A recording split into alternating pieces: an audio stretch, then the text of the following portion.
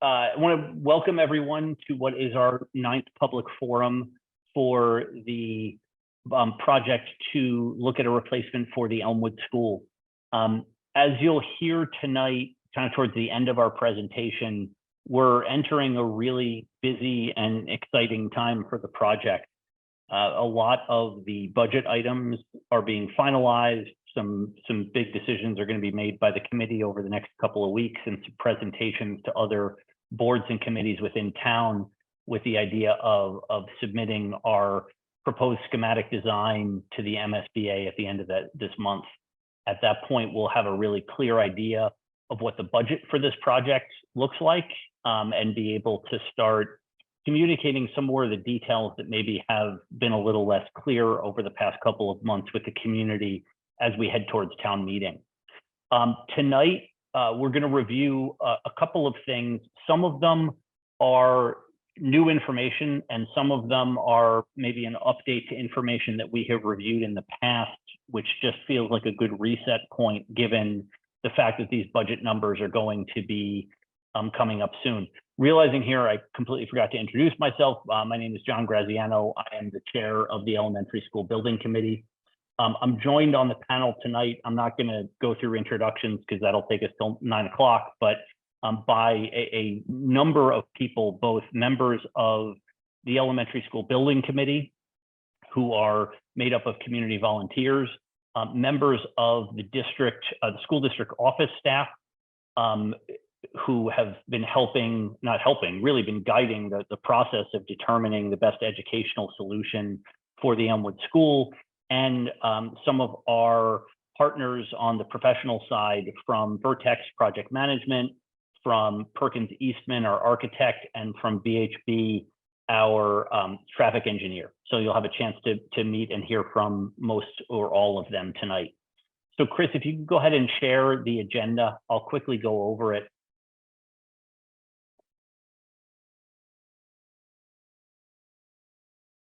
You can go one forward. Okay, so tonight we're going to talk about traffic.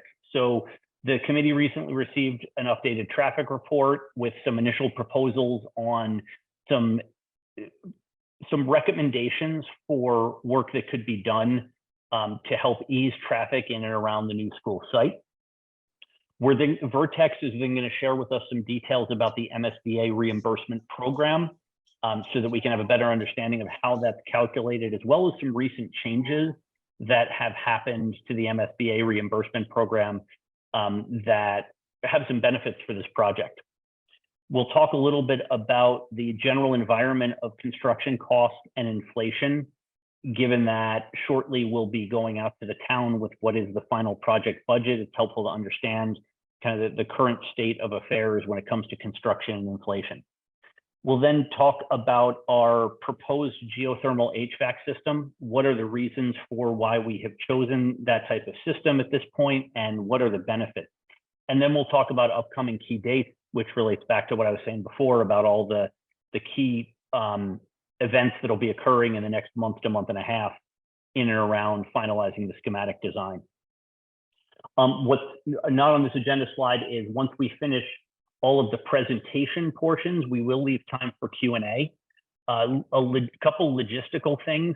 If you are in the audience and you have a question as the presentation is going on and you don't want to forget it, you can use the Q&A feature, which is down on the bottom toolbar. If you click on that, you can type a question that will go to the panelists. And if we don't answer it on the fly, we will be sure to answer it within the Q&A portion. And we'll also have the opportunity to potentially, depending on how we're doing on time, to open up kind of the microphone for people in the Q&A period if you want to ask us a specific question in person. So again, during the presentation, use that Q&A feature so that we capture all of your questions for when we get to Q&A. So the first topic area is traffic. So VHB, as I mentioned, is our traffic engineer, and they have performed a pretty extensive traffic study of the area that is proposed for the new Elmwood School. With this, we've learned a lot as a committee about some of the drivers of traffic in and around that school area, some of the trends that we see, and some work that could be done to help deal with not only the volume that would be created by a potential Elmwood school, but also the volume that we see based on how much the Marathon School has expanded since that school was built. I would note that VHB, as part of this traffic study, was also asked to look all the way up towards Hopkins, the high school, and the middle school to analyze and propose any changes that could be made to help mitigate traffic in that area. We're not going to talk about that section tonight because that's separate from the Elmwood project, but it's something that I would imagine will be coming up at future meetings or future discussions with the school committee and the school district. So just know that they did do that work, but it's not going to be covered tonight because we're staying well within the bounds of the Elmwood project. So I'd like to turn it over to our traffic engineer, Vinod. It's all yours. Thank you, John. Can you hear me? Yes. Through the chair, you're live on HCAM TV now. Thank you, Bob. Thank you. Good evening, everyone. Again, my name is Vinod Kalikiri. I'm a principal and a senior project manager with the firm of VHB based out of Watertown, Massachusetts. And as Mr. Graziano pointed out, VHB is part of the design team for this project to look at transportation, traffic, mobility, and circulation associated with the project. As you can imagine, that's one of the key areas, along with a lot of other topics that everyone is interested in. So we started very early in the process to look at traffic and transportation issues in the area today, any opportunities for improvement and how we could leverage those opportunities to help improve the traffic flow in the area, especially in the context of the new Elmwood School project. So as mentioned, a new and pretty much a final study was submitted to the town on July 21st, just a couple of weeks ago. There was an earlier draft study that we had submitted, and there were some specific comments and requests for clarifications and requests for us to look at a few other things that came in during that draft review. So all of that was completed and incorporated into the study that's currently on file with the town. And specific focus today, as Mr. Graziano pointed out, we wanted to spend a little time to talk about the specific types of improvements that VHB from a transportation perspective would suggest that the town consider to not only offset any impacts of this project, but also to take care of some of the current traffic and transportation issues along the Hayden Row corridor. So we'll get into the specifics as part of the next few slides. Next slide, please. So the study itself, we developed in consultation with town staff, with the building committee's input. We wanted to make sure that it was comprehensive enough to not only just look at, again, the immediate surroundings or the immediate area for the new Elmwood School and how the entrance and egress for the school could work, but also to look at the larger Hayden Row corridor, just because of the interest and the amount of traffic that's out there. The committee felt that it would be good to have a really comprehensive study. And what you see on this graphic is essentially about a 1.2 mile length of the Hayden Row Street corridor that was subject of the study, with special focus or attention at each of the key intersections along the corridor that I've just circled and numbered with dots. The rightmost dot you see is to the south at Chestnut Street. The leftmost dot is at Pleasant and Grove. That's labeled as number 1, and everything in between was the subject of our study. One of the things we looked at, it's not only just looking at traffic conditions and traffic flow, but we recognized very early on that there is a temporal aspect to traffic flow along this corridor. What you see at 7:30 in the morning heading to work is not what you actually see around 9 o'clock when, for example, marathon students are coming in. So there is definitely a time-based element to traffic flow, and we wanted to make sure that we took that into consideration So we looked at the start and end times of each of the schools that are on this corridor. That's noted in the top left of this slide. Next slide, please. So some of the key findings, in previous meetings, we went through a lot of slides that talks about the data, the speeds, traffic volumes, when things peak in relation to other things in the corridor. But what the next two slides, this one and the next one, focuses on are some of the key takeaways or points that helped us develop our recommendations for improvements for this school. For example, when somebody's concerned about traffic flow along the corridor, the peak time, the time when the road actually peaks in terms of its traffic volumes, is not actually during the school start and end times. The peak times are actually different from the school times. So the times that when people observe congestion along Hayden Row and tend to associate that with the schools is not actually related to the volume of traffic, but rather it's the turning traffic. You have traffic turning right and left off of Hayden Row at each of the driveways. You have crossing guards, you have students crossing the street. So it's that sort of the friction that's created by those interruptions, if you would, for turning traffic and crossing traffic that actually translates to delays for the traffic on Hayden Row Street, and sometimes is perceived as there's way too much traffic on the road. In fact, there are ways to organize the traffic flow better because the volume of traffic is not actually the peak volume. The peaks actually happen outside of the school peak time. So that was one of the key findings that helped us actually come up with some recommendations that work specifically for the school peak times. We noticed that there was very limited pedestrian activity near Marathon School. Majority of the parents drop off the students at Marathon. There is a push button actuated flasher right at the school driveway, but there is no active pedestrian signals that tend to stop traffic as you see by the Grove Street signal. So that's one of the things we noticed, that there is actually very limited pedestrian traffic, which obviously translates to more cars, if you would. For the middle and high schools in particular, and generally near the upper school campus, north of Marathon and the new Elmwood school site, there's relatively more pedestrian activity, and that's part of that friction that I mentioned earlier, with the crossing guards help students cross and obviously maintain safe operations at those locations. There is a sidewalk, as everyone knows, along Hayden Row Street, but it's along the west side of the street.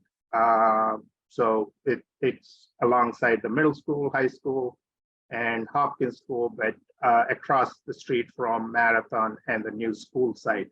So to get to the new school site or to get to Marathon, you'd have to cross the street, and that's usually facilitated during school hours by a crossing guard at the crosswalk, along with some of the other crosswalks to the north.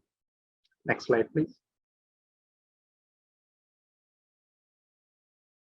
So one of the things we notice, and this is typically not the role of a crossing guard, but given the congestion and the delays that some of the turning traffic, especially the school buses, experience as they try to turn at these intersections at the school driveways, we notice that the crossing guards actually serve as traffic control, which is generally not something that crossing guards should be doing.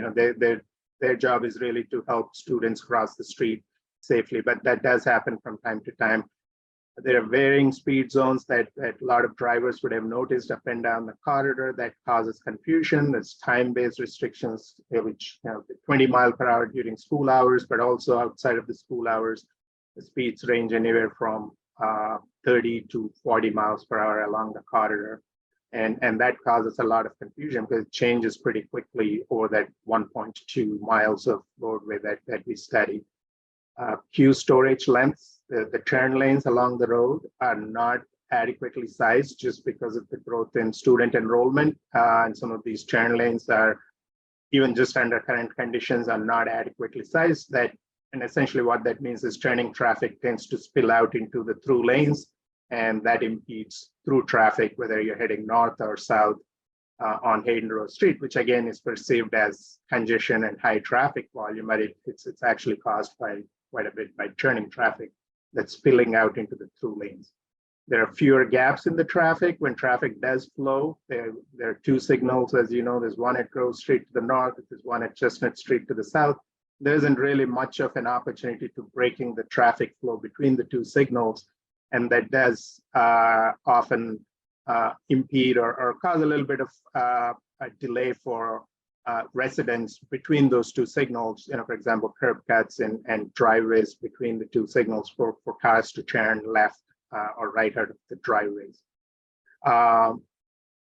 One of the things we felt, given the location of the new school in relation to everything else that's going on, we felt that there needs to be an internal connection between the new school site and Marathon School, so we can manage traffic flow, circulation, queuing, stacking.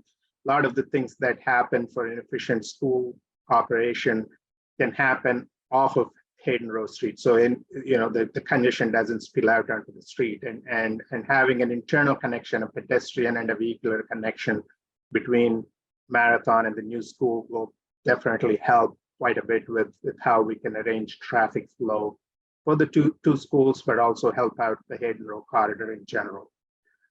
We did identify, as we'll get into the next couple of slides, several improvements for the Hayden Row corridor right alongside the frontage of the two schools.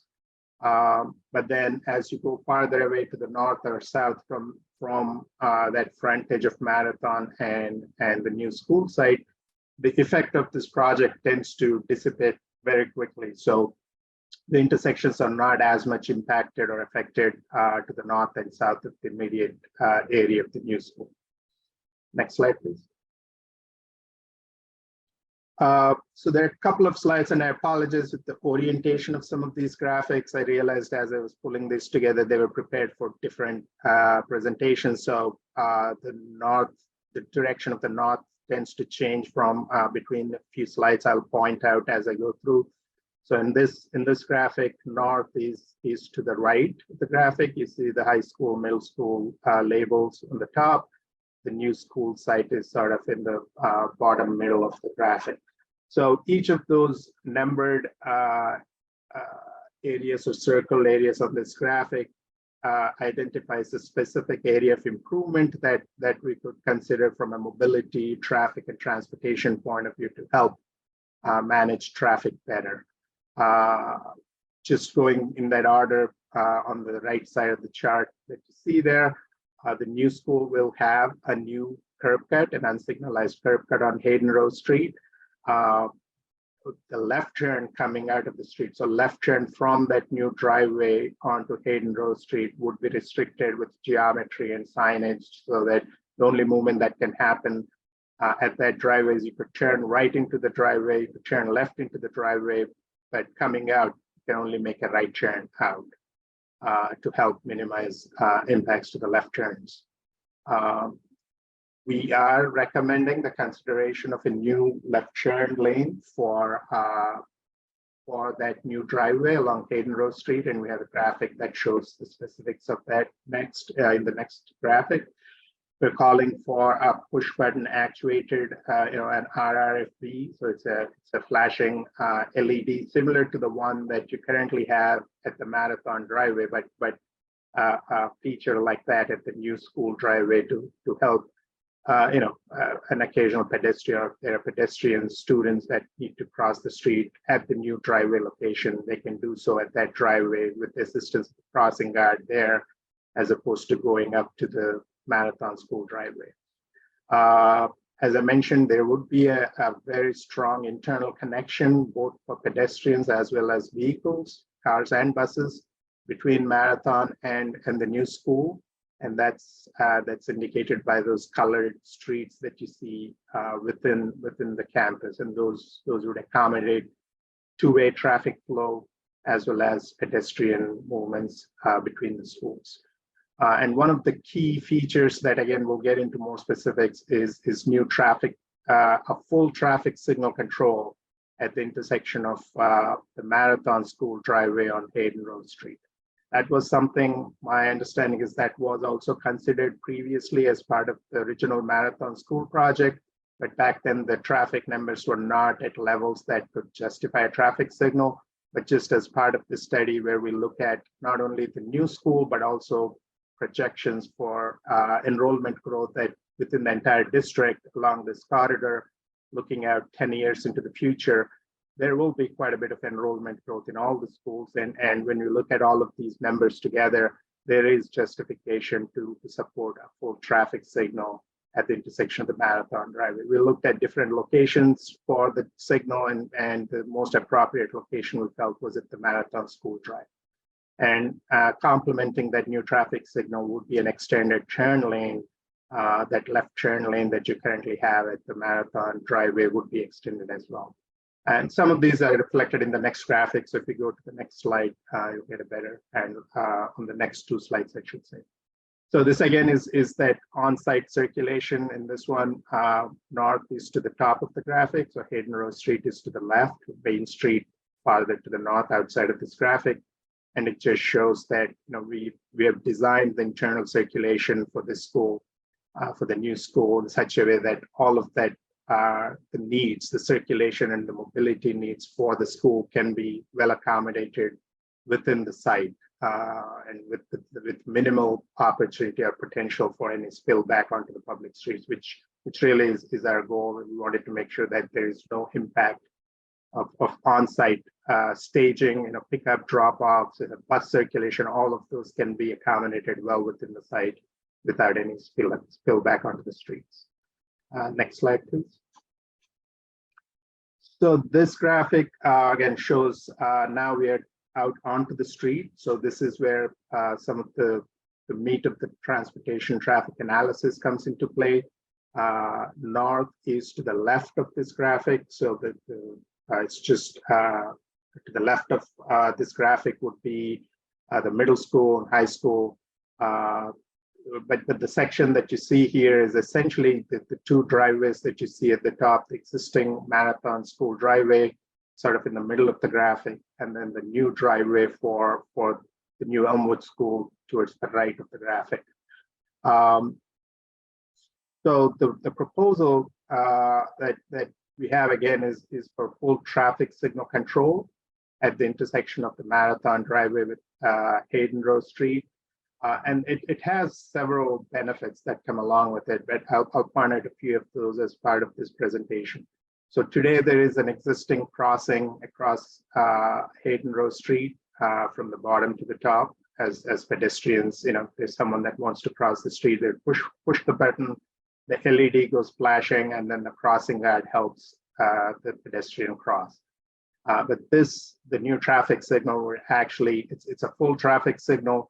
And so when there is a push button actuation, it actually stops all three lights of the intersection and provides a much safer and much more efficient way to help pedestrians cross the street than what happens today at this intersection.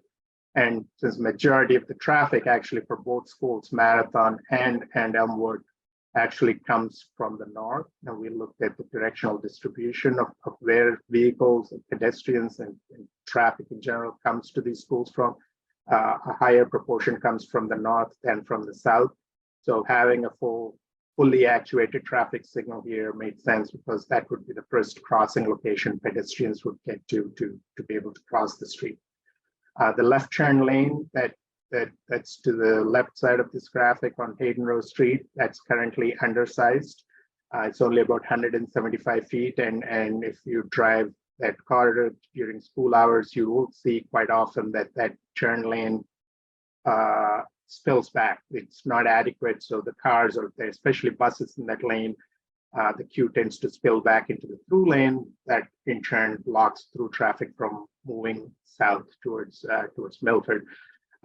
This plan calls for more than doubling that turn lane storage. So 175 feet is what is out there today. We're calling for it to be expanded to almost 400 feet. In fact, there's opportunity to go even longer, but we've called out approximately 400 feet, which should be adequate to support not only the traffic from the two schools today, but also the projected enrollment growth into the future.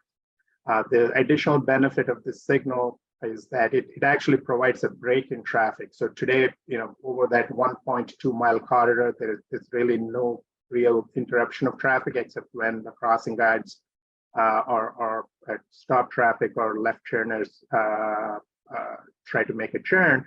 But this signal actually provides a new opportunity for break-in traffic, which actually is a huge benefit for several of the unsignalized curb cuts in this area that would actually get every time that obviously turns red to allow Marathon driveway traffic to exit, for example, or the left turners from Hayden Road to turn into the Marathon driveway. A lot of the unsignalized curb cuts and driveways along this corridor, especially those that you see on this graphic, will have several gaps in traffic during those peak times to be able to more safely and efficiently turn onto Hayden Road Street.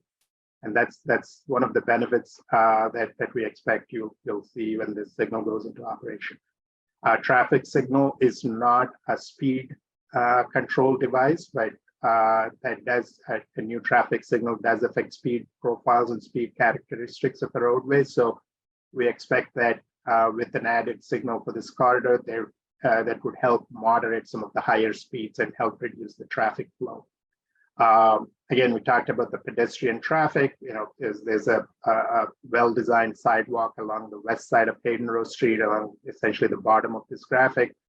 And pedestrians would be able to get to this fully actuated traffic signal to cross the street. And then, as I mentioned on the previous slide, there is a whole network of sidewalks within the school, within both schools actually, for pedestrians to be able to get onto the campus and get to where they need to go. Just moving to the right of this graphic, you'll see that new left turn lane to the new driveway for the Elmwood School.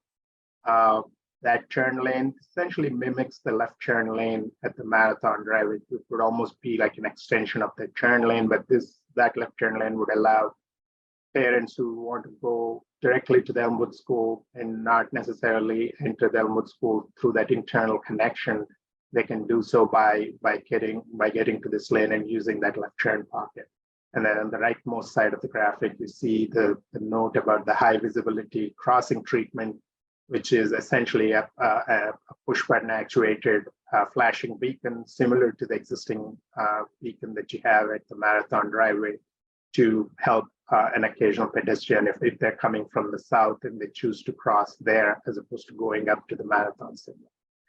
All of the improvements that are shown on this graphic fall well within the public right-of-way, so there are no permanent takings or permanent easements or anything like that. All of these improvements can happen within the public right-of-way, and we made sure that there was enough additional right-of-way even after the widening to accommodate, you know, any future needs that the town may have. But we did not want to preclude any future planning in this area with any of the changes that you see here. So all of these fall well within the public right-of-way for Hayden Road Street. I think that covers everything that I have around traffic. There are a lot of nuances to this, and I'll be glad to get into the specifics during Q&A. Vinod, before we hop on to the next topic, thank you. We did have one question come in the Q&A, and I know we've seen it on a slide before, but when you mentioned that the peak time for volume is not the school time, so do you know what the peak time is down Hayden Row? If I recall correctly, it's like just before school time? Right. In the mornings, again, these measurements are done in 15-minute intervals, but in the morning peak, I would say the morning peak is actually around 7 a.m. It starts around 7 a.m. Obviously, the elementary schools start closer to 9 a.m.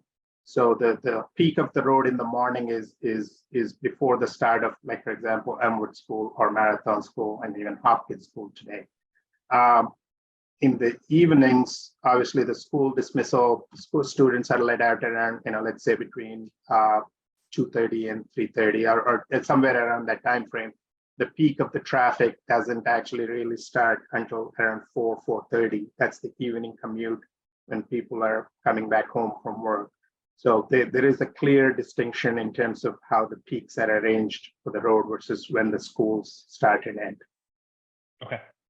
Thank you. I know we had a couple other questions come in. I knew you could answer that one quickly on the fly. I think I'm going to hold the other ones for Q&A. We will address them, but I want to make sure we get through the other material as well. So thank you, Vinod. Next up, want to do some updates to the schematic design. The schematic design that you're going to see is the one that our final cost estimates are based on, and ultimately this schematic design is the one that is going to be submitted to the MSBA as part of our schematic design proposal. So I'll turn it over to Bob Bell from Perkins Eastman. Great, thanks, John. So we can go right to the next slide. This is really material that's been presented before, so I'm going to recap some of the high points. Vinod walked us through the traffic and the circulation. For those that don't know or haven't seen this before, this is the town-owned property just south of the Marathon School. The building was positioned specifically to be kind of to the south and east, somewhat deep into the site, so that the roadway and the interconnected roadway and the car and bus queues could be longer and basically remove traffic, remove as many cars as possible from Hayden Row.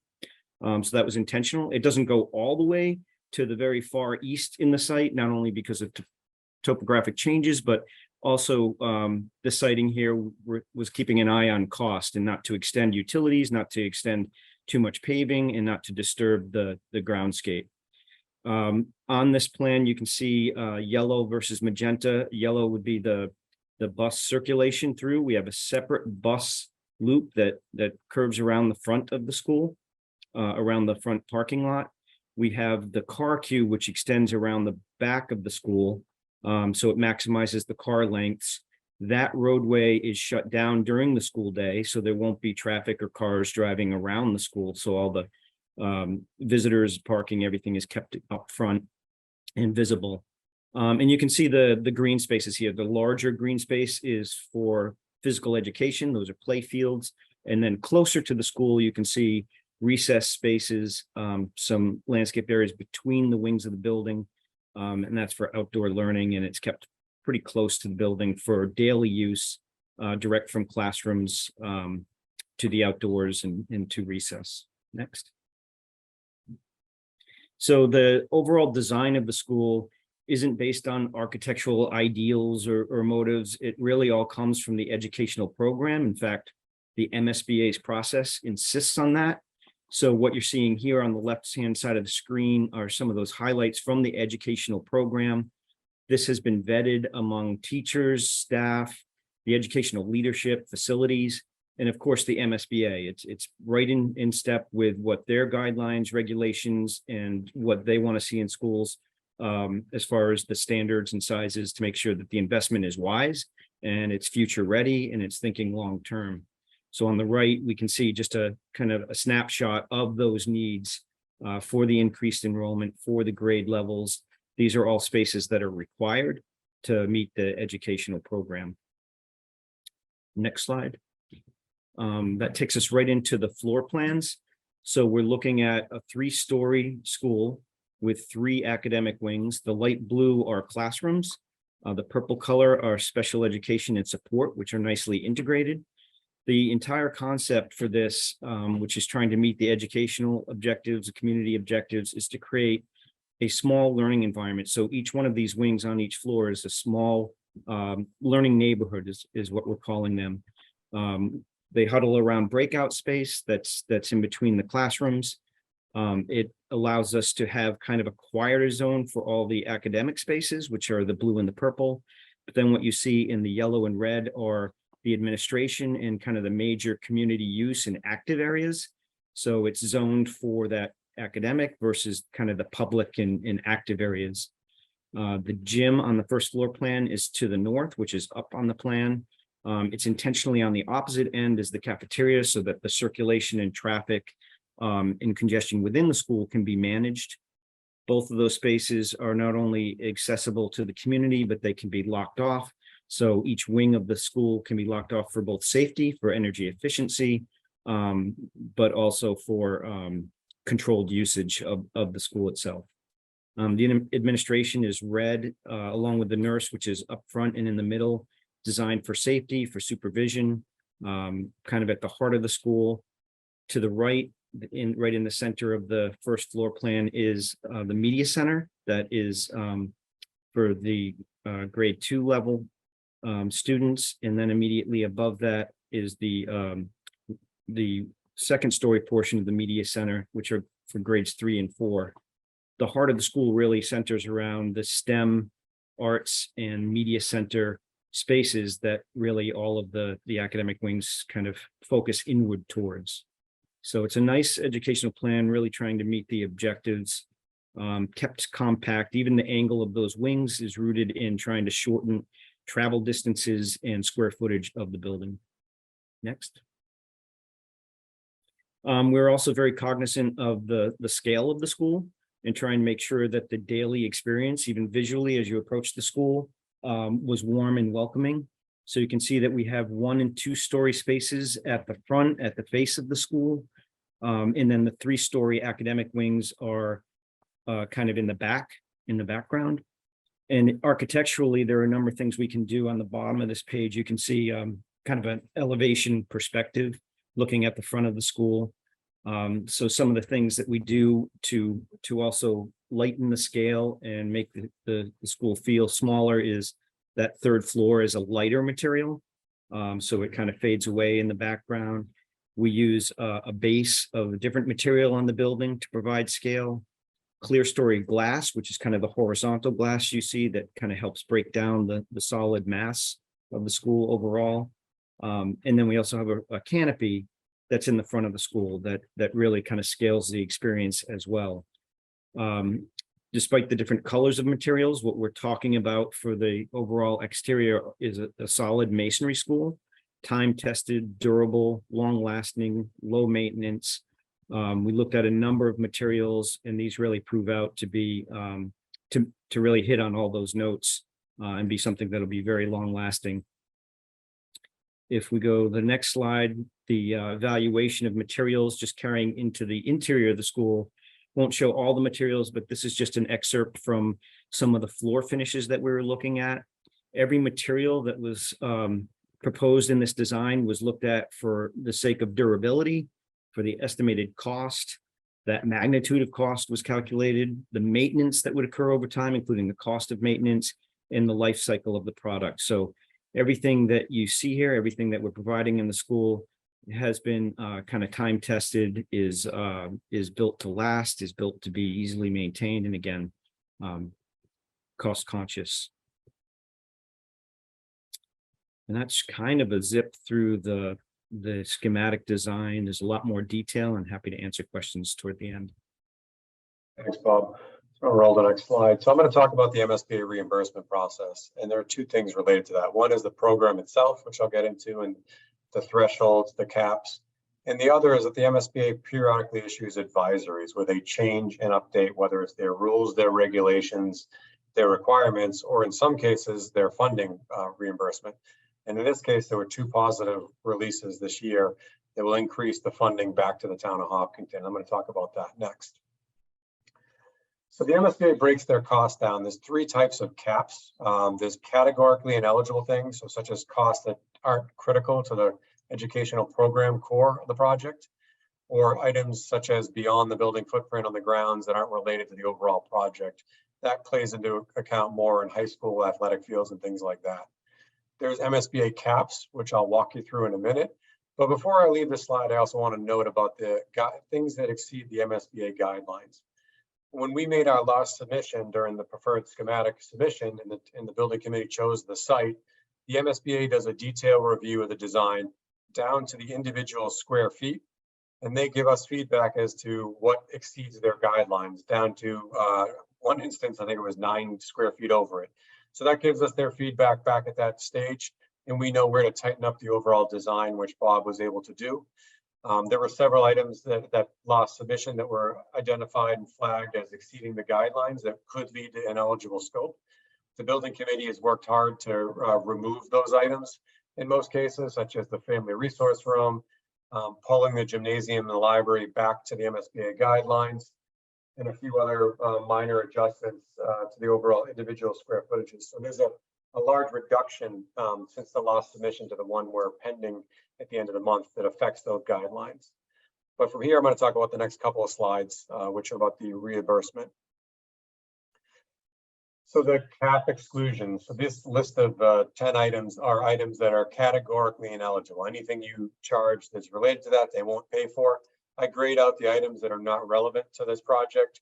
Items that are relevant to every project are legal fees, off-site improvements, which would be work on Hayden Row, utility company back charges to bring power to the project, any building permit cost or local permitting peer review costs, financing, carrying costs, and then any site remediation. There are a few items in those categories. Next.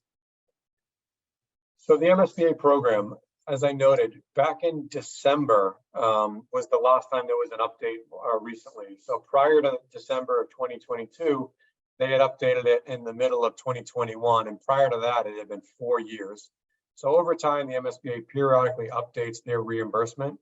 And we were fortunate enough to get into the wire where there were 2 updates within the time frame when this project will submit. Prior to that point, they capped out soft costs at 20% of the overall cost of the project. They cap out the OPM, so that's owner's project manager, at 3.5% of construction cost, and the designer at 10%, but that caps out at a smaller dollar value than the actual cost of your cost estimate.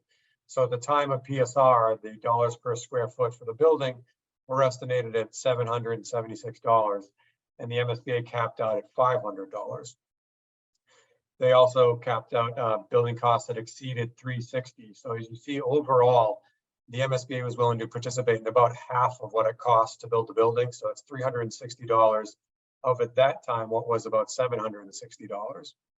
They also cap out on site costs, and they have cap associated with furnishing technologies, which breaks down to $1,200 per student in those respective 2 categories. And then lastly, any change orders that you come across, whether it's unforeseen conditions, errors and omissions, or whether the building inspector or fire department asks for things, authority with jurisdiction, those things cap out at 1% of your overall cost. On the next slide, you'll see the changes that occurred. This occurred in December of this past year in the January release.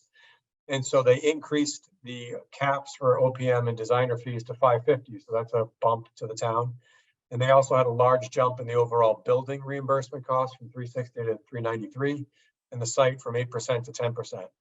Now the site had not been updated in the 12 years that the MSBA existed. So that jump to 10% was well-deserved and over a long period coming. So these things all represent a jump in the reimbursement that we're going to receive when we submit and get the MSBA's funding approval this fall. Next. The next thing we're going to talk about is your reimbursement. So the MSBA has assigned the town of Hopkinton a starting point of 44.05 based on your socioeconomic and demographic makeup of the town. From there, their program offered various incentive points. One was for sustainability, which was 2%, so that's registering with LEED. Another one is they assign or score of how well you maintain your buildings between a 0 to 2%. And if you chose to renovate your building, there's a percentage of 0 to 5, depending on how much of the building gets renovated. And some of the cities have overlay districts, not usually applicable in towns, but there are incentive points there as well. What that now means to you, if you go to the next slide, is that the state in the June release has changed the 2% reimbursement points to a 3 plus 1%. So now your baseline is no longer 2, it's 3. And there's an optional 1 percentage points if you follow through with a lot of sustainability items. The fortunate thing for the town of Hopkinton is you've already chosen to go geothermal and be a net zero ready project. So we believe we're going to be able to achieve the 3 plus 1. So increasing your overall percentage reimbursement by 2%. They also gave you your score, which out of that total 2 points, you're able to get 1.645%. So that means that the MSBA will reimburse 48.65 to 49.65% of the eligible costs. And that's an important point, because what it means is that the effective rate after you take your 49.6% and you deduct all those caps that I just covered in the prior slides, that your effective rate ends up being between 25 to 29%. So overall, you're going to get back from the state about 25 to 29% of the overall funding of the project. And that range is determined on the final review of the MSBA after we submit to them in September and October, and based on the final scope that the actual town submits in terms of the overall dollars. So more to come on that in the coming meetings with the building committee. With that, I'm going to turn it over to Chris to talk about cost and inflation. Thank you, Jeff. So we thought it was appropriate as we get ready to discuss the costs of the actual project to speak a little bit to the state of costs overall, both in terms of increasing prices that everyone is seeing and increasing prices specific to construction. You'll all notice that prices are going up. The Consumer Price Index, which is published by the government, tells us that $1,000 of goods when Marathon was bought would be worth $1,264 today. So that's a 26.4 increase. And what we've seen since the onset of the pandemic is that there's multiple things that are influencing costs. Raw materials are increasing, fuel are increasing. Both of those go into everything that we use or make, as well as the availability of labor. There's not as many people out there. Everybody's looking for someone to do a job, and that's increasing costs because we can't meet the demand. We've also seen that lead times have increased. Anybody who's tried to buy a car recently will see that prices for cars have increased because the availability of stock on dealers' lots has decreased. When you look at that in terms of construction, there's several metrics that you can look at. For this particular discussion, I looked at the Turner Cost Index, which is something that's published by Turner Construction, a construction manager that works nationwide. And what they do is they try to track on a 3-month basis what's happening in the construction industry in terms of production, in terms of prices that people are paying, so that they can report on what the overall inflation has been. We chose to take a look at this analysis in terms of something that the town of Hopkinton knows, which is the Marathon School. It's a project that the town's already been through and has seen the benefits of for a number of years. And so we use that as the starting point.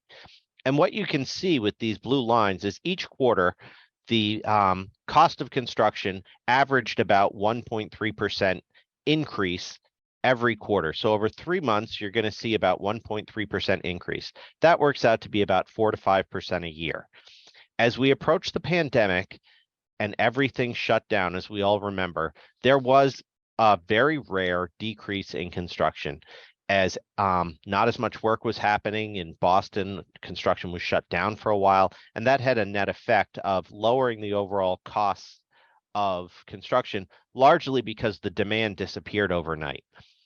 But since that time, there has been a steady increase in quarterly inflation related to construction, and that has outpaced what we've seen at the grocery store, what we've seen in the Consumer Price Index. Overall, it's been about a 36% increase in construction. And this is important to know because when we've gotten questions from the town, one of the questions that keeps coming up is, why is this so much more expensive than Marathon School was? And the fact that construction costs have increased 36% since that time is a major factor in that, as well as the fact that this is a significantly larger school. Now, I bring that up to also make the point that over the last year, what we've seen is we are beginning to again approach normalization of those costs.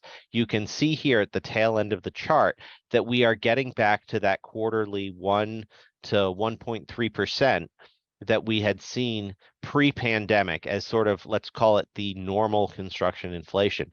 And that's important to know because we're also seeing across multiple projects that bid costs are becoming more predictable again, that we're seeing expected prices, and that we're not seeing the surprises when bid results come in. Now, that does not mean that prices will remain stagnant, and that's important to note. You'll continue to see an increase, and in the estimates that we're looking at, we're expecting to get somewhere in the neighborhood of 8.3% escalation from where we are today to when this project is actually bid, sometime around June of 2025, as we begin starting construction in August 2025. And the reasons why that is continuing to increase is multi-pronged as well. We've seen that commodity prices, the costs for steel and copper and wood, have begun to come down, but a lot of the manufactured costs continue to remain very high. Lead times are still really long for how long it takes to get equipment. And as we've continued to have demand across the country and the state and the world, that demand increases prices because everybody is looking to get something that there's not a lot of out there. Microchip shortages in electronic items has been a big factor in a lot of that. A lot of modern products, in order to make them more efficient or more effective at what they do, include microchips. And there continues to be a worldwide microchip shortage that affects a lot of those items. But what we're also seeing is that while manufacturers are trying to protect themselves with cost increases and requiring more certainty before they accept orders, which adds bid risk and costs, we're seeing that some costs are normalizing or coming down. For instance, sheet metal is one of those things where we're seeing sheet metal costs that are closer to where they were pre-pandemic, still with a marginally higher inflation, which is generally expected in construction projects over time,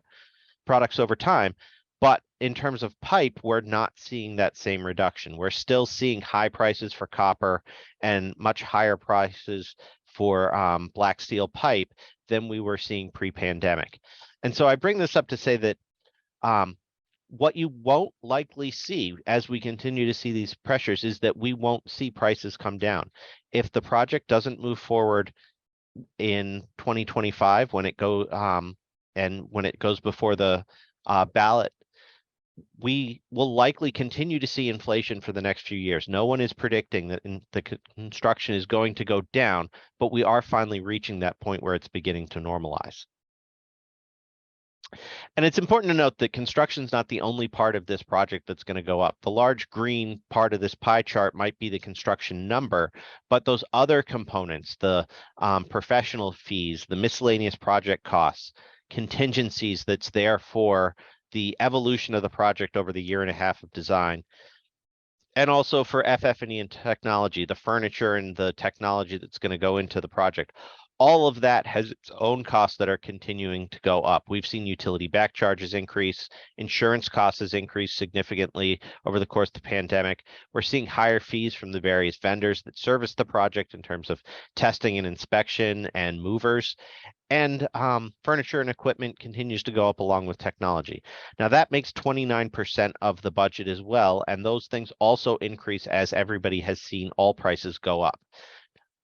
The CPI that came out this week said that a lot of that core inflation is beginning to come down a good amount.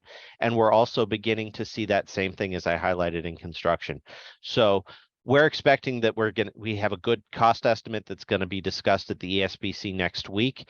And we're planning for contingencies that are appropriate to where we're seeing escalation so that we make sure that we can deliver a project that's ultimately on time and on budget with the budget that's set at town meeting should the project move forward.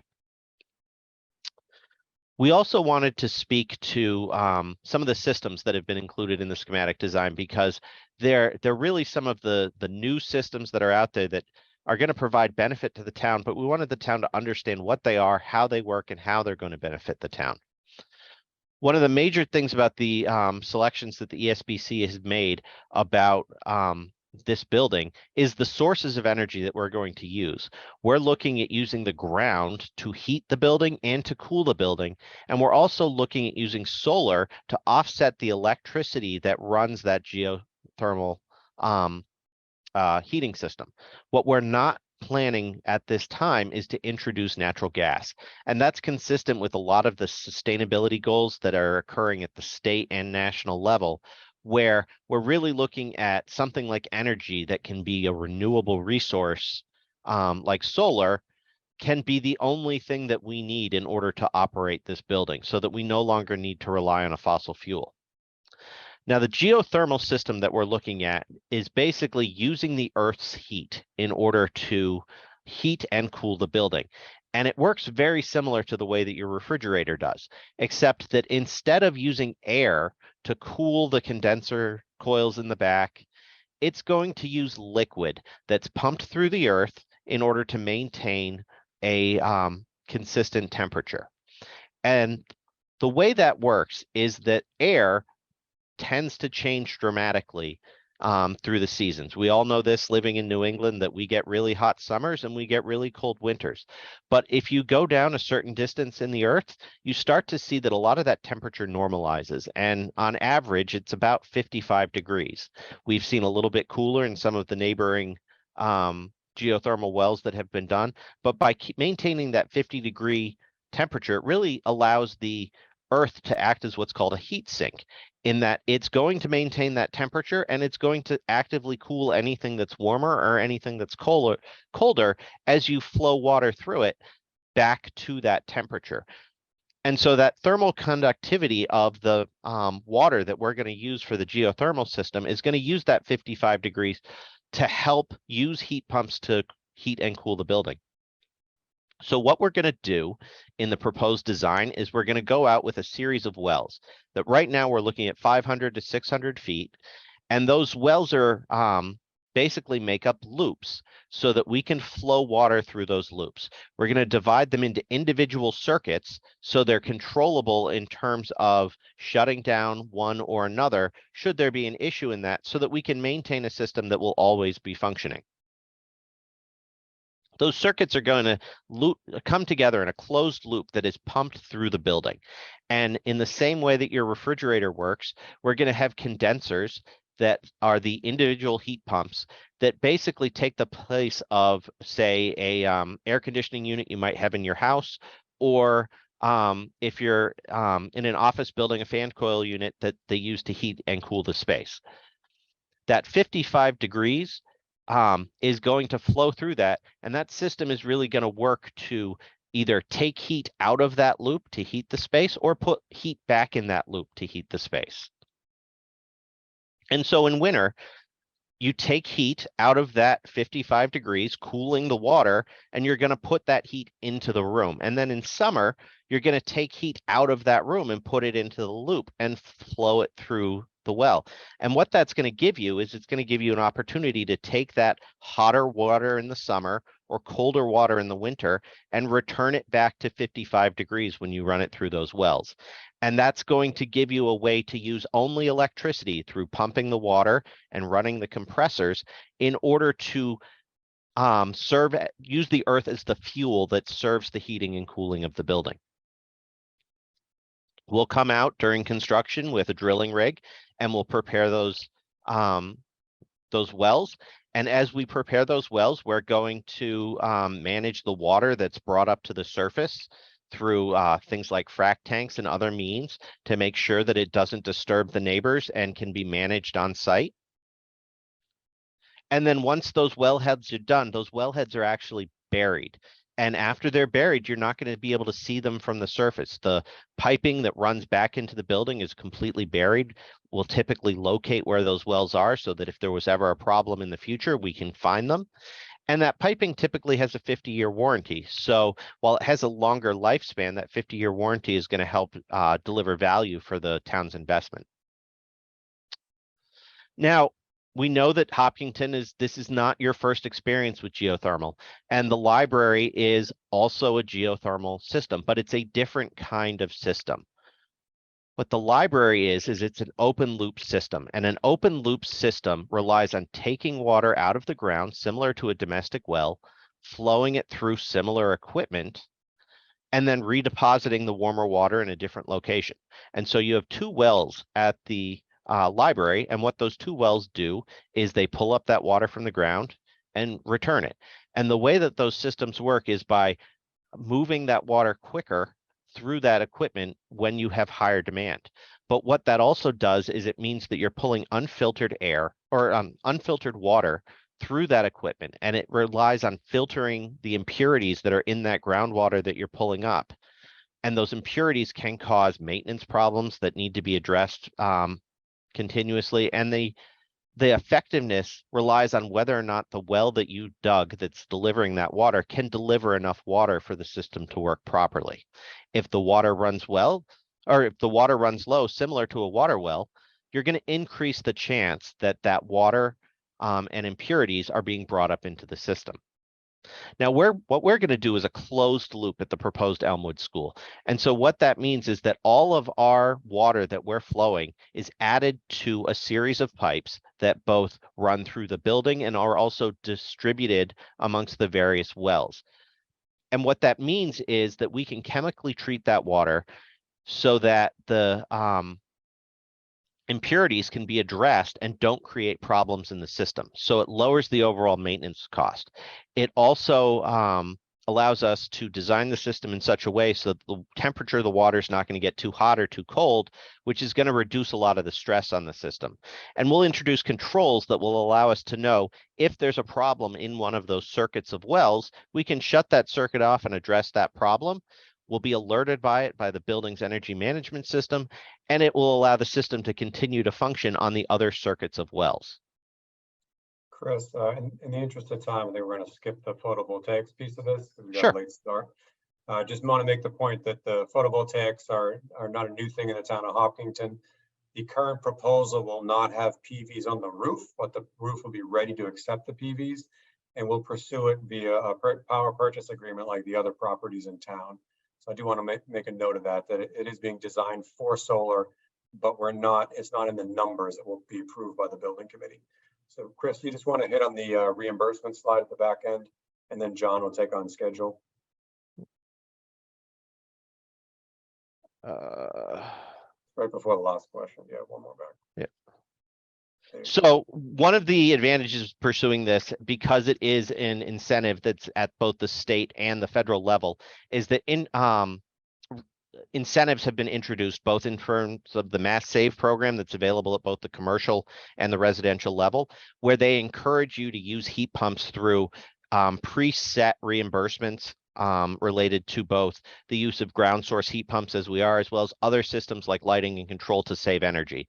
And they have a prescribed system where if we pursue a net zero building, which is described as something that uses a certain amount of energy or less, then it gives us the opportunity to access those rebates, which will come back to the town a year to 2 years after the project. Also, the recently passed Inflation Reduction Act introduces similar incentives that have a much higher threshold potentially, that also push the incentive for things like electric vehicle charging stations, as well as ground source heat pumps and photovoltaics. And so the town will have access to those rebates as well in the years after the project is completed, which will increase the amount of money that the town is going to get back in the years after when they're paying the borrowing costs, and may potentially limit the amount of money or how quickly the money that's borrowed for the project can be paid off. And with that, I will turn it over to John to speak to upcoming dates and question and answer. Thanks, Chris. So really quickly, because I want to get to the question and answer, but this is important. So on August 15th, which is Tuesday, the Elementary School Building Committee will receive the formal project budget estimates and provide our questions and initial reactions and decisions. So this is when we get into a lot more detail of the finer points of the numbers. Then a week later, we will, based on changes we have asked for, we'll review a final project budget and vote to approve the final project budget. We'll then meet with the school committee that same night so that they can ask their questions and vote to endorse the final scope and project budget. The following day, we'll do the same thing with the select board. Then on August 29th, the Elementary School Building Committee will look at the full schematic design submission. So that includes the project scope and budget, as well as the schematic design that Bob showed you earlier tonight, and many other things that the MSBA requires in that submission, and we will vote to approve it. On August 31st, not on here, but that gets submitted to the MSBA. It says negotiate project funding agreement with the MSBA in September. And what that really means is like Jeff was talking about earlier about the MSBA's detailed review, they'll do that with our schematic design so that they can come back and tell us exactly what they'll, what's reimbursable, what's not reimbursable in the schematic design, and get towards that final reimbursement. The MSBA board will then vote on approval of the schematic design at their October 25th MSBA board meeting. Then we will go before town meeting in the first week of November to present this to the town for the town's approval of the project. And there will be then a town ballot vote, because obviously this will be a debt exclusion following that fall special town meeting. What will also go on between August 31st and that town meeting is a pretty extensive outreach program by the Elementary School Building Committee. We'll continue to host forums like this We'll also be looking to meet with various committees and organizations in town and scheduling neighborhood meetings to be able to answer as many questions as possible from members of the community. So I do apologize that we're probably running a little behind schedule tonight. We had some technical difficulties, but I do want to get to the Q&A portion. You can continue to use the Q&A section at the bottom. You can also raise your hand, and I'm pretty sure somebody can activate your microphone, although I don't think that somebody is me. So hopefully we'll be able to make that work. I'm going to go through, we have 6 questions in the Q&A right now. I'm going to run through them. I will try to answer what I can, just again, in the interest of time, and refer it over to one of my colleagues on the ones that I can't, or just to check that I'm giving the right answer. So the first one is about the traffic improvements, and it's asking if there's a cost estimate for the traffic improvements. The answer to that is yes, but I don't think we have that detail level tonight. That's something that we'll be able to speak to when we do the more detailed review on a Tuesday's elementary school building committee meeting. Again, just unfortunately, based on where we are in the timing of those cost estimates, I don't think we have that number readily available.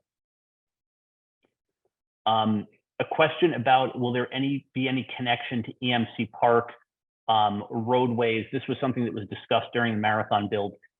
There is an emergency access connection between EMC Park and Marathon as a secondary connection for public safety to be able to access the building. It's not a full road, and it doesn't really have the capacity to become a full road. So at this point, that's remaining an emergency access only road. That's the only connection that will exist between EMC and this campus currently. Is the left turn lane out of the Marathon driveway being extended to accommodate increased traffic, given that the traffic cannot turn left out of the new school driveway? I'm not sure if that's something we've looked at. I'll probably look to Jeff and Vinod to know if that's something that we might have considered. I can provide a quick initial response. Okay. So yes, there will need to be a design level review that needs to happen with the intersection when we get into the actual layout of the signals and the turn lanes. But the analysis that we have done to date shows that there is enough room there to accommodate left and right turning cues coming out of the Marathon School. Today, it's stop control, so people have to wait for a gap in the traffic. In the future, when cars pull up and the sensor triggers the need for a green light for the Marathon driveway, that stops the mainline traffic and releases the Marathon School traffic that's waiting to turn left and right. So that dynamic significantly changes how the cues form. So the signalization in and of itself helps quite a bit. And if there needs to be some adjustments to the turn lane to accommodate that'll be part of the detailed design. Okay, thank you, Vinod. Appreciate that. The next question is, are there any offsetting costs with the sale of the existing Elmwood school? So it hasn't been determined yet if this project goes forward, what will happen with the Elmwood school. So there wouldn't be any direct offsetting costs of anything that was done with that in terms of being able to deduct it from the project, from this actual project and borrowing. Obviously, if the town does end up selling Elmwood, ultimately that money would come into the town and sort of indirectly offset. I will say, several people on this call is a veteran of the Marathon School project as well, and I'm obviously well aware of the fact that the center school still has not been resolved. There have already been discussions around Elmwood and what uses it could potentially have, up to and including sale, up to and including it doesn't have the historical components that that center school had, so it doesn't actually need to remain. But the one thing about the Elmwood building is it's more easily adaptable to other uses, whether it be other town departments or other school functions. But as a part of this project, its sale is not being contemplated. A great question here. Does the MSBA schedule school building projects on a global level so that all the school building projects in Massachusetts don't occur at the same time? and each is not competing against one another for construction crews? Yeah. The global answer is yes, but Jeff's going to give a better answer than me, so I'll Sure. let him go. Yeah, so the MSBA reviews applications every year, and they always get more applications than they can fill, dramatically more than they can fill. And so what they do is they look at the options, they look at the number of projects, they look at the need and the sizes of them, and they release about 9 to 17 projects or so a year. So this past year was 9, the prior year it happened to be 17. Some of them may be smaller, some of them larger, and that's why there's such a disparity year over year. This coming year, they have a huge project in Brockton, which is why this current year is a little less than the prior. But as part of that, they also give a get your funding vote no sooner than restriction on some of them, so that there's a natural stagger. As those 17 get issued, some towns move faster than others. And so that allows a separation of the pack and a spacing out of the overall projects in the state. Great, thank you, Jeff. Somebody asked, so when Jeff was going over the MSBA reimbursement percentages, he talked about the additional percentage reimbursement we are getting for school maintenance. And the question is, how do they measure maintenance before the school is built? This percentage is actually based on the maintenance of our current schools. So if we are maintaining our schools well, they will give us additional reimbursement points because they recognize that this building is a good investment. So credit to the school district, especially Mr. Person, who's on the line, that we got almost as much as you possibly could in that percentage because our schools are as well maintained as they are. So that's not in reference to the school that has yet to be built. That's in reference to our existing schools. Has anyone done a break-even analysis on the cost of natural gas versus geothermal system? Because liquid natural gas already exists on Hayden Row and it would seem easy to connect to the school. How many years of use of the geothermal system would it take to equalize the cost of gas? So that analysis has been done. And I know we looked at it when we were doing the HVAC and mechanical system.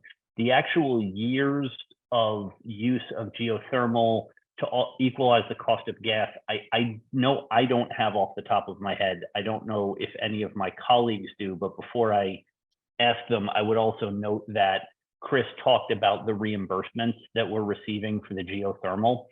So the cost of the system that we are installing is actually not as significantly more than a natural gas system as you would think, because of the reimbursements that we're able to receive from both the government and Eversource programs. So I think a lot of us in looking at it were surprised by that it's not only a long-term payoff, but it's actually not as much of a difference in the upfront when you factor in those reimbursements. I don't know if anybody has the equalization timeframe. I can speak to that a little bit, John. Okay, cool. So as part of the discussion and the selection by the ESBC of which system that they would move forward with, the engineer presented as part of ESBC meetings in May a life cycle cost. And what that looked at was ongoing maintenance. It looked at reimbursements from Mass Save that are known, reimbursements from Mass Save that are known and which are defined values that we believe we can get. It also looked at ongoing maintenance and ongoing fuel costs over a number of years. And over that 30-year period, the system that was proposed was among the lowest cost. It was not the cheapest initially because the geothermal wells take time to have a payback, because fuel cost is such a significant element of why it creates good value. But if you view the discussion of the ESBC and the presentations to the ESBC from May, that would explain a lot of the information that you're looking for regarding the difference in those life cycle costs. And I saw it was Peter Thomas that asked this question. So Peter, I will get you the specific presentation at some point tomorrow. So you can look for that. I'll email it over to you. Have the town's emergency services been consulted regarding the increased traffic congestion that will come from a new school? So first, overall response, I will say town's emergency services, fire and police are a part of this process throughout. So we have had multiple meetings with them on everything from site selection to building and site design to make sure that they understand everything that we're proposing, that they can provide their feedback on what they think works well and what they think maybe doesn't work so well, so that we can include that in our designs. When it comes to the increased traffic congestion, they have been consulted both, again, on the site selection, but also on the traffic design. So some of the work that you saw tonight actually comes directly from feedback that we got from public safety. I was asked in a meeting earlier in the week about the second driveway coming out of Elmwood versus trying to funnel all the traffic through the one driveway off the campus at a Marathon. And that was something that we heard from public safety, is making sure that there was that second entrance and egress to make sure that it could handle that. So that was something that they really wanted to see, but they have been consulted and will continue to be consulted as we go through this process.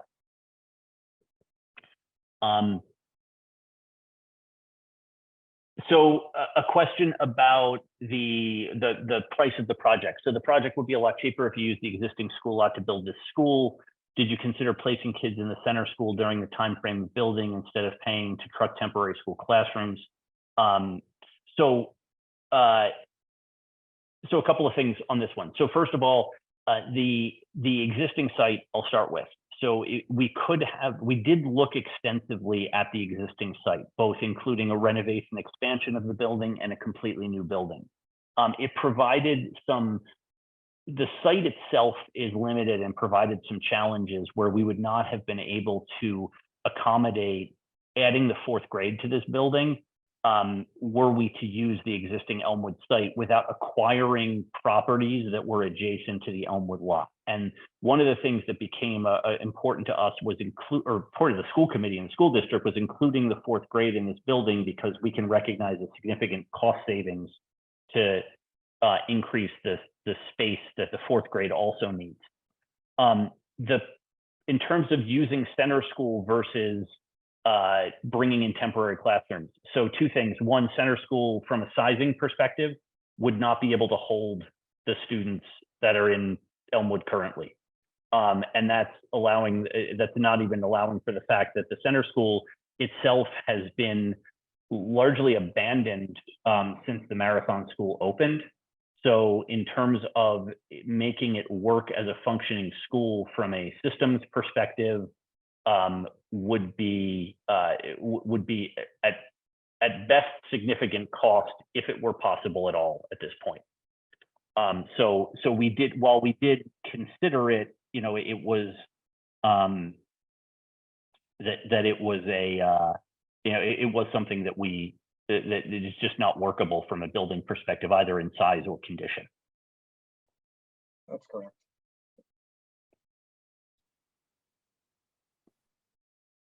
So, so there's a question about the last school committee meeting. One of the factors that I just should want to contextualize this a little bit is people have asked about the size of the building, because it is quite a large school.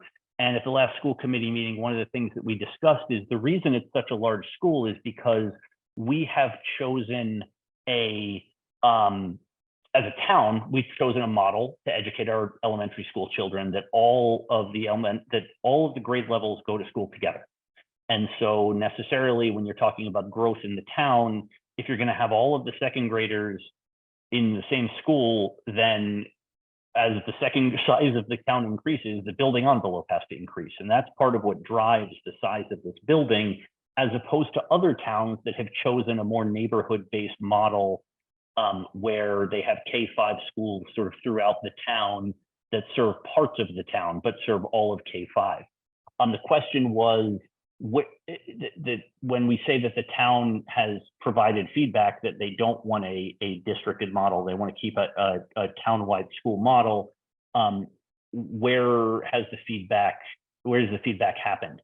So admittedly, and I'd welcome comment from anybody else from the town on this one, but admittedly, this data is a little old, but one of the reasons why we have the Marathon School as we do is because prior to the Marathon School project, there was a significant and passionate debate in town regarding the model of schools, either going to a neighborhood-based school or going to or continuing with the model that we have. And it was pretty unequivocal from the town that they wanted to keep this district-wide model.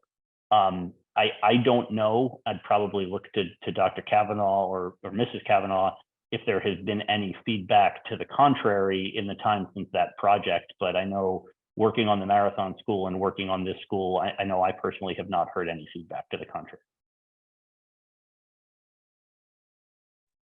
I have not either, John.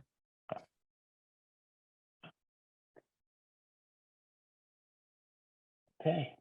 Well, I don't have any other open questions in the Q&A. Oh, wait, hold on. I have a hand up. Sorry, almost didn't see it. I don't have the ability to activate Anne's microphone. Does somebody? Oh, somebody did it for me. Okay, Anne, if you could come off mute and ask your question, I'd appreciate it. Sure, thank you. This is Ann Matina from Eastview Road. I want to thank you all very much for all the hard work that everyone is doing to make this project go forward. I have some questions. I do have an overall question about when you were talking about the size of the building just a minute ago. Also within the presentation, there was a statement about, we want to make sure this is large enough for 10 years from now. So if we are completely working on are we completely working on the level that we're going to see another massive population increase in the town in the next 10 years, as we did from the 2010 to the 2020 census and beyond? Sure. So that's a great question, Anne. When it comes to the enrollment projections that we used for the school, those were based on two different enrollment projections, the MSBA's and a demographer that the school district hired. They do not account for a spike at the level that we have seen. They do account for a continued steady growth. I'll let Dr. Kavanaugh probably comment more on this because she's much closer to it than I am. Yes, so we actually talked about the numbers just particular to the Elmwood Replacement School today. And one of the things that we noted is that we're just about at 1,000 students for grades 2, 3, 4 today. And what we're planning on is a school for 1,175. So we're only about 175, 180 students away from the projected enrollment right now. So as Mr. Graziano said, it's not going to be that particular spike that we'll see over the next few years, but we will see sort of a gradual but increased enrollment. Okay, and I see Peter Thomas has his hand up. Hi, thanks everybody. It's Peter Thomas, 215 Pond Street, also Hop News. This is a question for Mr. Eberly, and it kind of dovetails with the question about the neighborhood schooling concept. And the question is, on a meeting about a month ago to the school committee, you made a presentation in which you said that part of the reason this is a more expensive project is because the land is virgin land. In other words, it's not cleared, it needs to be prepped, the trees have to be taken down, the plumbing infrastructure all has to be put in. And the question is, if we had as a town chosen to build 2 smaller schools that would accommodate the same grade, perhaps one at the Fruit Street complex and maybe one on the existing Elmwood or somewhere else, but in other words, 2 schools that were smaller in nature, but not on land that had to be cleared. In other words, land that had infrastructure ready. Would the cost be, is it feasible to think that the cost would be less than the cost is probably going to be for this one larger school? Let me make sure I'm not muted. You're good. I doubt it. I doubt it would be less.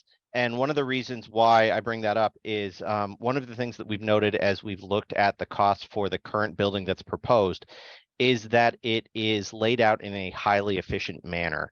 And so one of the things that we've noticed when we've compared it to other previously estimated schools at the same SD level is that the costs that we're expecting are typically on a per student basis much lower than some of the other schools.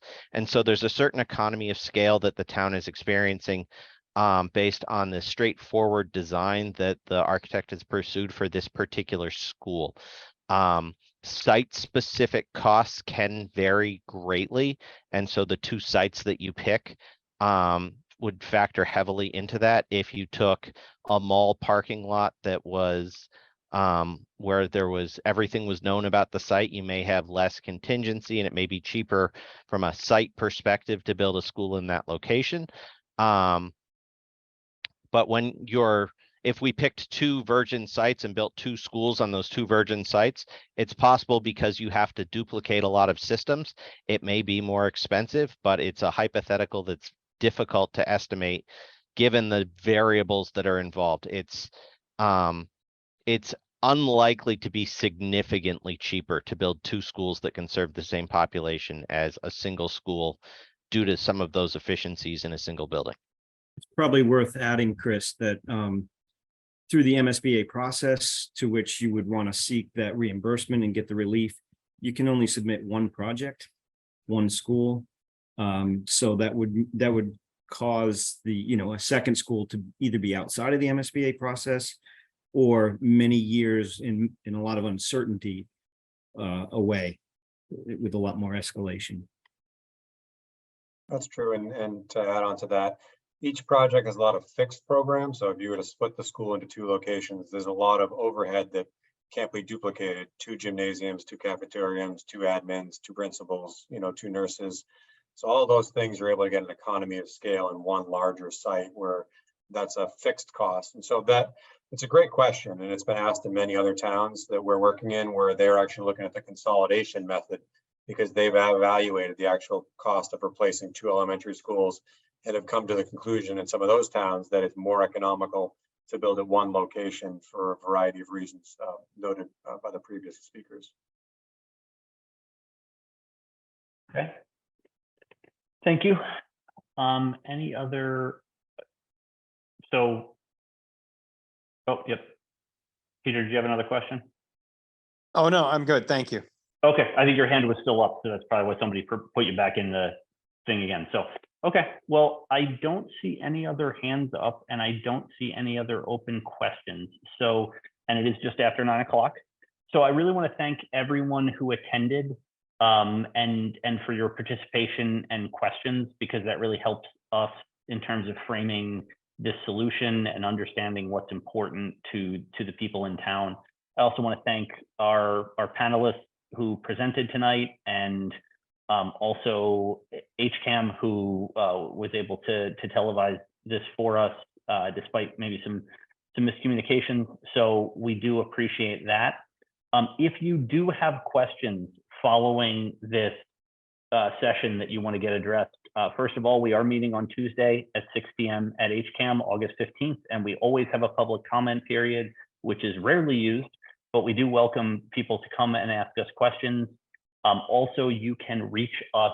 We have an email address that is esbc2@hopkintonma.gov. And you can always send us questions to that email address and we will reply as quickly as possible. But again, thank you everyone for your attendance and participation, and have a wonderful night.